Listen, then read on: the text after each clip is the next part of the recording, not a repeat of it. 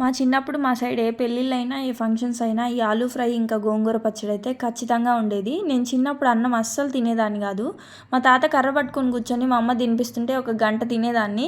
కానీ ఎక్కడికైనా భోజనాలకు వెళ్తే మాత్రం ఎంత ఫాస్ట్గా తినేదాన్నో. మా నాన్న ఎప్పుడు అంటుండేవాళ్ళు, నీకోసమైనా ఊర్లో రోజుకొక ఫంక్షన్ జరిగితే బాగుండు అని.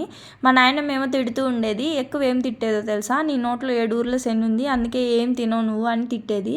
ఇలాంటి వెరైటీ తిట్లు మీరు ఎప్పుడైనా విన్నారా? ఈరోజు ఈ కర్రీ చేస్తుంటే ఇవన్నీ గుర్తొచ్చాయి. ఈ ఆలూ ఫ్రై కోసం ఆలు బాగా ఉడకబెట్టుకొని దీంట్లో కారం యూజ్ చేయం, మనం పచ్చిమిర్చి యూజ్ చేస్తాం. సో పచ్చిమిర్చి, కొంచెం ఎండు కొబ్బరి, చిన్న అల్లం ముక్క, కొంచెం జీలకర్ర, ఇంకా కొన్ని తెల్లపాయలు వేసి మిక్సీ పట్టుకోవాలి. ఆలూ ఫ్రై కోసం తాలింపు వేసి దాంట్లో సన్నగా కట్ చేసుకున్న ఆనియన్స్ బాగా ఫ్రై అయితే టేస్ట్ బాగుంటుంది.